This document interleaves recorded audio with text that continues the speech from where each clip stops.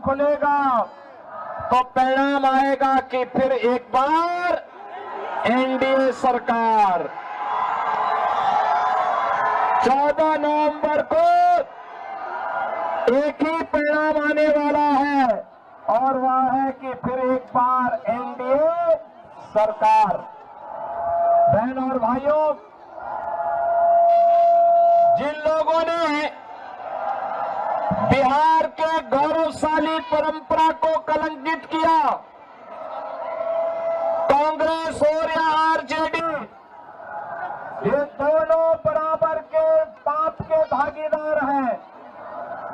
इन्होंने बिहार को बांटा है, बिहार को लूटा है, बिहार के नौजवानों के सामने पहचान का संकट इन्होंने खड़ा किया। और बहनों और भाइयों, आप सबसे मैं यही कहने के लिए आया हूं कि जो लोग पहचान का संकट खड़ा किए हो, अरे भाई आराम से थोड़ा पीछे चलो पीछे। आपका उत्साह है मैं जान रहा हूं, लेकिन बहनों और भाइयों आराम से थोड़ा, जब बोलेंगे तभी तो सुन पाएंगे। इसीलिए आराम से, तो जहां खड़ा है आराम से बैठिए, तो जाए वहीं बैठ जाए। बहनों और भाइयों, आज बिहार के अंदर विकास है, विरासत भी है और गरीब कल्याणकारी योजनाओं का लाभ भी आज बिहार के अंदर दिख रहा है।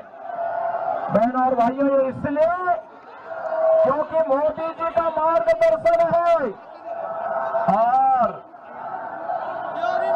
नीतीश बाबू के नेतृत्व में बिहार अच्छी सड़कें दे रहा है, बिहार के अंदर बिजली है, बिहार के अंदर पानी है, बिहार के अंदर इंजीनियरिंग कॉलेजेस हैं, बिहार के अंदर मेडिकल कॉलेजेस हैं, बिहार के अंदर आज वह सब कुछ है जो बिहार को एक नई पहचान दिला रहा है। बहनों और भाइयों, बिहार की विकास की इस यात्रा को आगे बढ़ाने के लिए, एक स्वर्णिम बिहार बनाने के लिए फिर से एनडीए की सरकार आवश्यक है। और सरकार के लिए आवश्यक है कि मोदी जी के नेतृत्व में जैसे भारत के अंदर विरासत का सम्मान हुआ है, विरासत को आगे बढ़ाने का कार्य हुआ है। याद करिए, यूपी के अंदर डबल इंजन की भाजपा की सरकार है और परिणाम है अयोध्या में राम मंदिर का, भव्य मंदिर का निर्माण हो गया है। ये कांग्रेस आरजेडी तो ये ढाका क्षेत्र को घुसपैठियों का यहां पर एक केंद्र बना करके अराजकता पैदा करना चाहते हैं। बहनों और भाइयों, हमें इस क्षेत्र में अराजकता पैदा नहीं होने देनी है। बिहार की सुरक्षा में सेंध नहीं लगाने देनी है। अयोध्या में राम मंदिर के निर्माण के दौरान बिहार का जब राम भक्त जाता था, कार सेवक जाता था, कांग्रेस की सरकार कहती थी न्यायालय में कि राम तो है ही नहीं। आरजेडी राम मंदिर की रथ यात्रा को रोकता था। इनका पार्टनर समाजवादी पार्टी उत्तर प्रदेश के अंदर राम भक्तों पर गोली चलाती थी, लेकिन जब मोदी जी के नेतृत्व में उत्तर प्रदेश के अंदर एनडीए की सरकार बनी तो बहनों और भाइयों, अब अयोध्या में राम मंदिर है। कांग्रेस के समय में हम बोलते थे कि राम लला हम आएंगे मंदिर वहीं, राम लला हम आएंगे मंदिर वहीं, लाठी गोली खाएंगे मंदिर वहीं, और आखिर राम मंदिर का निर्माण हो गया ना। ये बीजेपी और एनडीए ही कर सकती है। अगर हमने ये मंदिर का निर्माण किया है याद करना, मंदिर का निर्माण किया है अयोध्या में, तो सीतामढ़ी में माता जानकी का भी भव्य मंदिर के निर्माण का कार्य आगे बढ़ा दिया है। आज बिहार के साथ साथ पूरे देश के अंदर 80 करोड़ लोग राशन की सुविधा का लाभ प्राप्त कर रहे हैं। आज बहन और भाइयों, 50 करोड़ लोगों को 5 लाख रुपए की स्वास्थ्य की मुफ्त सुविधा प्राप्त हो रही है। 46 करोड़ लोगों के बैंक में खाते खुल गए हैं।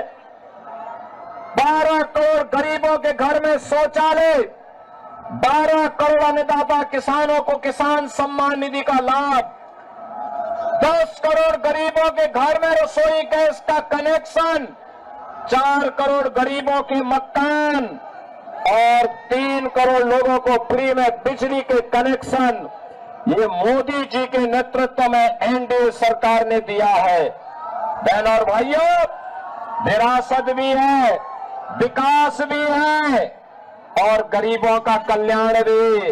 और ये तब हो पाया है जब एकजुट होकर के आप सबने मोदी जी का सहयोग किया है, समर्थन किया है। और मैं तो आपसे कहने के लिए आया हूं, स्वर्णिम बिहार के लिए बंटना नहीं है, बटेंगे तो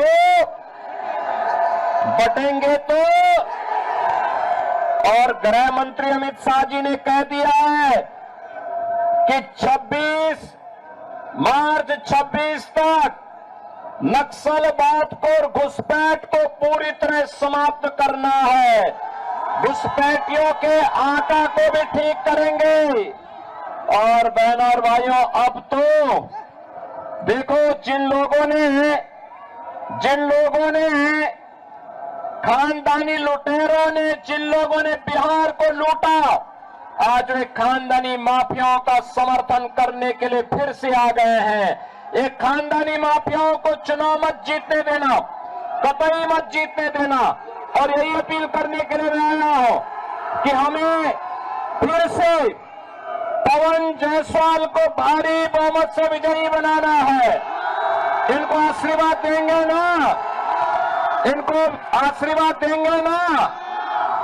और याद रखना कि बटेंगे तो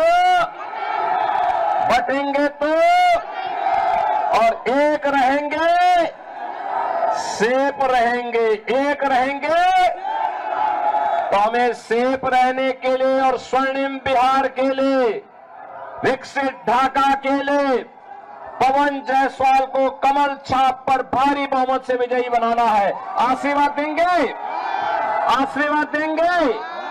पवन जायसवाल को भारी बहुमत से विजयी बना के भेजेंगे। दोनों हाथ ला करके बोलो। जहां इधर उधर पीछे, बाउंड्री वॉल के आगे पीछे और पीछे खड़े हैं लोग, काफी दूर तक खड़े हैं, काफी दूर तक खड़े हैं। सभी लोगों का आशीर्वाद मिलेगा, लेकिन ये तभी होगा जब घर घर जाकर के वोट मांगेंगे। कमल छाप के लिए मांगेंगे, आशीर्वाद मिलेगा ना? तो मेरे साथ बोलेंगे, भारत माता की, भारत माता की, भारत माता की।